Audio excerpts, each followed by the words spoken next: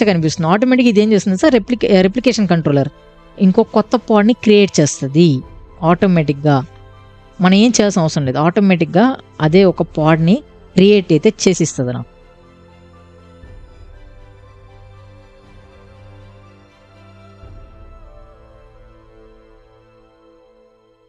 Okay, ఇక్కడ నుంచి connection పోయింది కాబట్టి ఆటోమేటిక్గా ఇది కొత్త కనెక్షన్కి, కొత్త పాడ్కి అయితే కమ్యూనికేట్ అవుతుంది.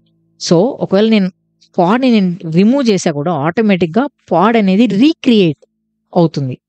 ఎప్పుడు రీక్రియేట్ అవుతుంది, మనం ఏదైనా కంట్రోలర్స్, ఈ పైన మనం ఏదైతే కంట్రోలర్స్ చెప్పామో ఆ కంట్రోలర్స్లో ఏదో ఒక కంట్రోలర్ యూస్ చేస్తే ఆటోమేటిక్గా నాకు నా పాడ్ అనేది రీక్రియేట్ అయితే అవుతుంది, ఒకవేళ డిలీట్ అయినా కూడా.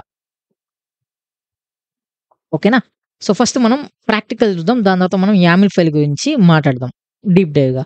నేనేం చేస్తాను, కుబర్నెటిస్ వెబ్సైట్లోకి వెళ్ళిపోయి ఇక్కడ నేనేం చేయాలి, రెప్లికేషన్ కంట్రోలర్.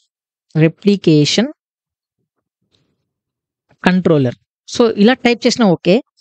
అలా కాకుండా మనం ఈ క్యూబ్ CTL API-resourcesలో నేను రెప్లికేషన్ కంట్రోలర్ చూశాను కదా. సో దీన్ని ఇలానే మీరు ఇలా వస్తే మనకు ఒక షార్ట్ నేమ్ కూడా ఉంది.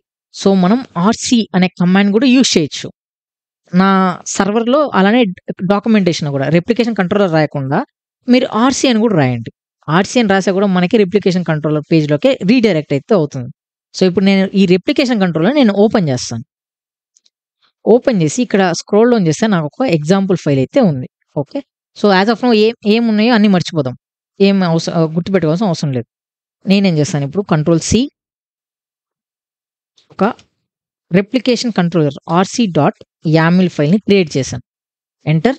అండ్ దెన్ ఇక్కడ నా YAML ఫైల్ని అయితే నేనైతే ప్లేస్ అయితే చేశాను. ఇక్కడ మనం ఏం చేద్దాము, ఈ మెటాడేటా నేమ్ ఏదైతే ఉందో అది నా రెప్లికేషన్ కంట్రోలర్ ఒక నేమ్ అనమాట. సో ఇక్కడ నేనేం చేస్తాము, Nginx కాకుండా హాట్స్టార్ తీసుకుందాం, లేదంటే ప్రైమ్ తీసుకుందాం. ఓకే, అలానే ఇక్కడ మనకి Nginx అని ఉంది. సో ఇక్కడ కూడా నేను ప్రైమ్ అని మారుస్తాను. ఓకే, అలానే ఇక్కడ నాకు మెటాడేటాలో నేమ్ ఉంది. ఈ నేమ్ నాకు అవసరం లేదు ప్రస్తుతానికి, నేను నేమ్ని డిలీట్ చేస్తాను. సో దాంతో లేబుల్లో కూడా నేనేం చేయాల్సి ఉంటుంది, ప్రైమ్ అని రాయాల్సి ఉంటుంది. భయపడద్దండి, ఎందుకు ఎలా చేస్తాను బ్రో, ఎలా మారుస్తాను నేను చెప్తాను కొంతసేపట్లో. అలానే ఇక్కడ కంటైనర్ ఒక నేమ్ ఏంటి, ప్రైమ్. అలానే Nginx ఒక ఇమేజ్, ఇది కంటైనర్ ఒక ఇమేజ్. దీనికి నేనేం చేస్తానంటే డిఫరెన్షియేట్ చేయడానికి నేను ఇక్కడ ప్రైమ్ డాట్